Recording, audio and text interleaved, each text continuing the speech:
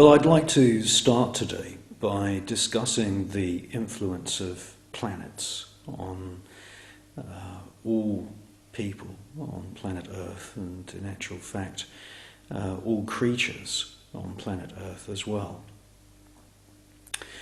In my film Spirit World 2, The Alien Kabbalah, I reveal that some of the highest secrets of certain forms of magic are that each planet in our solar system consists of a particular type of intelligence.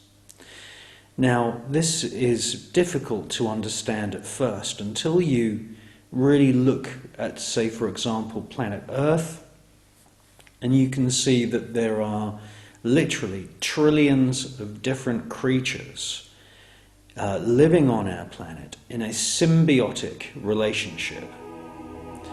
And in addition to all of these insects, birds, there's literally trillions of life forms. We have the plant kingdom as well, and of course plants are alive. Now, when you look at the way that the atmosphere is recycled by the forests, when you look at the way that soil is created by leaf matter, and how different creatures such as worms in the earth actually process that leaf matter and turn it into soil, and then the soil in turn gives life to more plants. And then if you look at the symbiotic relationship between different sets of creatures on the planet, you can take a step back and look at this marvelous watery sphere that is traveling through space, and you can see the Earth as a giant, living, super intelligent organism.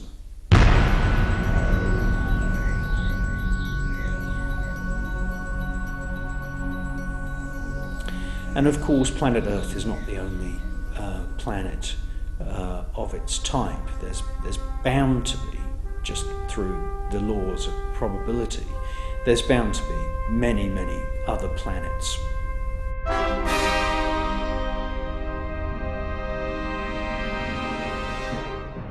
If we consider that every single planetary body, to a greater or lesser extent, is a whole symbiotic, intelligent system, then we can begin to understand the ancient teachings of magic, which we find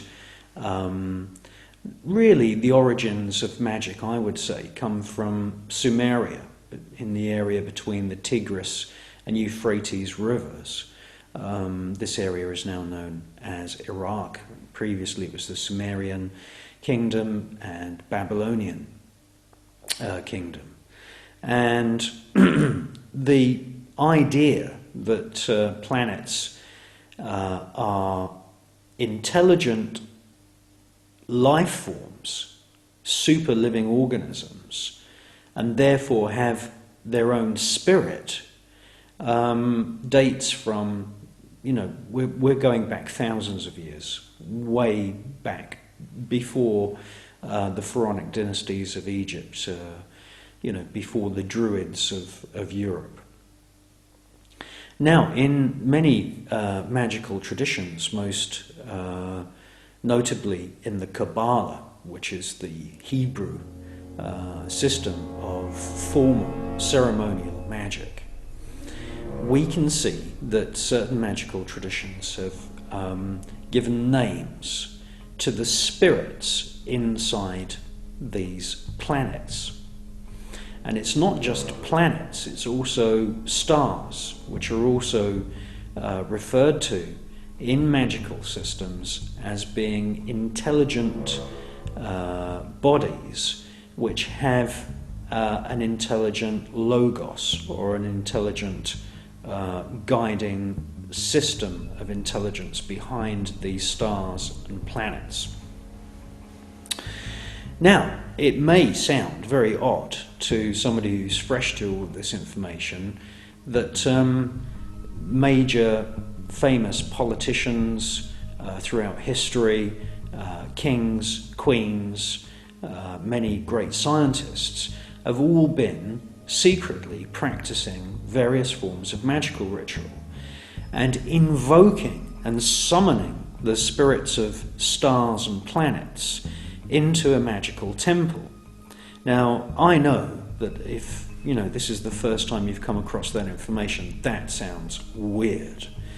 And I'm not here to judge what George Bush, who's a member of the Skull and Bones Secret Society who hold rituals, does. I'm not here to, particularly cast a particularly investigative eye on, say, for example, Queen Elizabeth II, who is the grand patroness of World International Freemasonry, or, her ancestors, such as Queen Elizabeth I, who employed magicians such as John Dee. It sounds weird, it sounds crazy. Many people cast magical ritual out of hand as being unscientific. But the greatest scientific minds of recent generations, such as Sir Isaac Newton, took magic very, very seriously. In actual fact, magic is the root of all modern science. So in my film, the two planetary or celestial intelligences which I decide to concentrate on is the spirit of our sun, which is a star, and that is known to occultists as the black sun. That's the intelligence that's powering the actual physical sun. And in Eastern traditions, this intelligent life force inside our nearest star is called the solar logos. And also in my film, Spirit World 2, I cover the Eastern name for the intelligence of planet Earth, which is called Sanat Kumara in the Eastern tradition of magic. Now, when you come to do a ritual, you have to sort of resign yourself to the fact that it's very rare that a spirit or a spiritual entity will manifest itself visually. In actual fact, most magical ritual is designed to open up the magician's mind and open up the minds of the people who are participating in the ritual. And really the magical element, the unseen magical element in all ritual is what goes on in the psychology of the actual magician. And visualization is a very, very important tool in magic. And there are many ancient books, especially books from the pre-medieval and medieval era, which contain illustrations of what certain spirits, including planetary and star spirits, look like. And I've got a list here, and I'd just like to go through this list of what the various spirits of the planets in our particular solar system should be visualized as in a magical ritual. I'll give you their Kabbalistic names as well, because the Kabbalah is a very powerful system of magic, and it's become popularized by people like Britney Spears and Madonna in recent times. Now, the sun. Let's take the sun as an example. In ancient Greece, it was known as Apollo.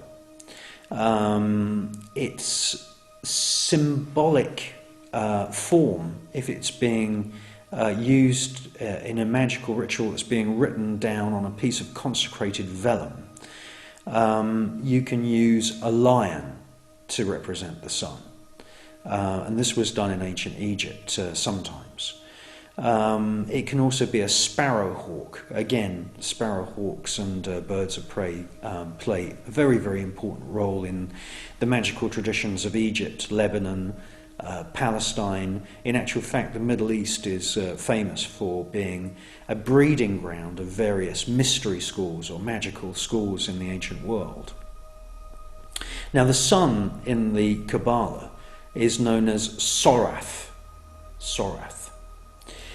And if you want to invoke the spirit of the sun, the solar logos, many magical texts recommend that you visualize the intelligent powerhouse, the intelligent force, the life force of the sun appearing inside the magical temple as a king holding a scepter, or it could be a roaring lion holding a scepter, or a roaring lion holding a cross.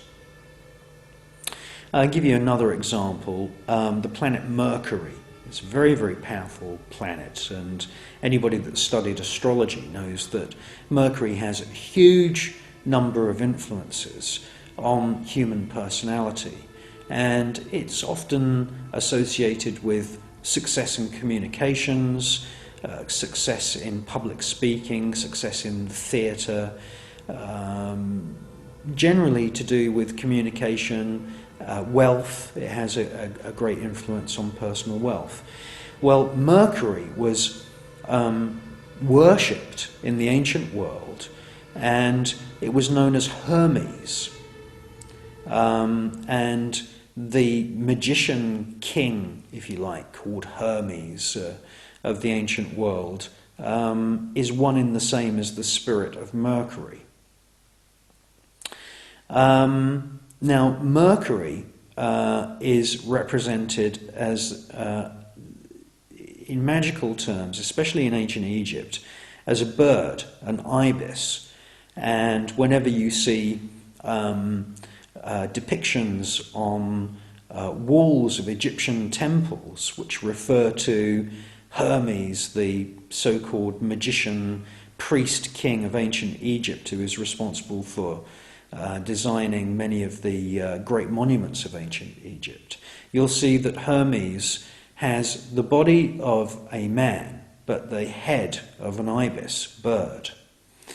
And I would just like to say at this point that many of these planetary spirits do use birds or reptilian creatures such as dragons to represent their intelligent life force.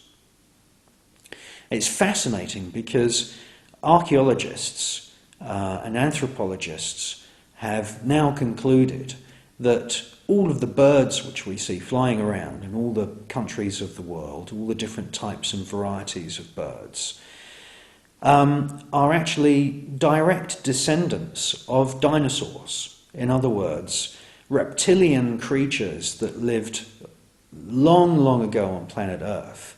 We can think of things like the Tyrannosaurus Rex, who's this ferocious reptilian monster. Didn't actually all die out in this, sort of dinosaur catastrophe. But in actual fact, many of the birds have direct evolution traits that allows us to trace back their roots, their genealogical roots, to certain dinosaurs. In actual fact, birds are reptiles. They are avian reptiles, and instead of having scales, the scales have developed and evolved over a long period of time and developed into feathers. It's interesting that many of these planetary spirits are represented by things like griffins and dragons, which are reptilian, obviously. But they're also represented by birds, such as the ibis in the case of the spirit of Mercury or the spirit of Hermes, which are one and the same thing. And these are also, these birds have a very strong connection with the reptilian paradigm.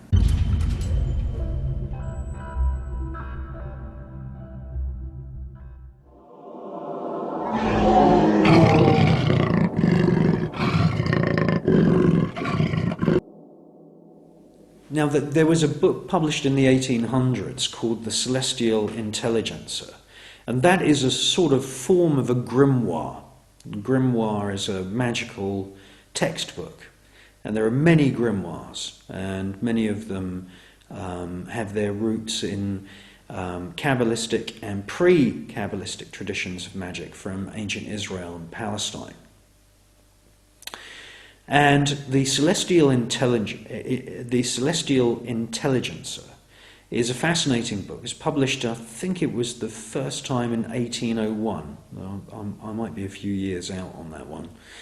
And what's interesting is that it draws on lots of these ancient magical texts, and it describes how to pull down, using the names of these planetary spirits, the Kabbalistic Hebrew names of these planetary intelligences, how to pull down and summon and invoke these celestial planetary spirits into the magic circle.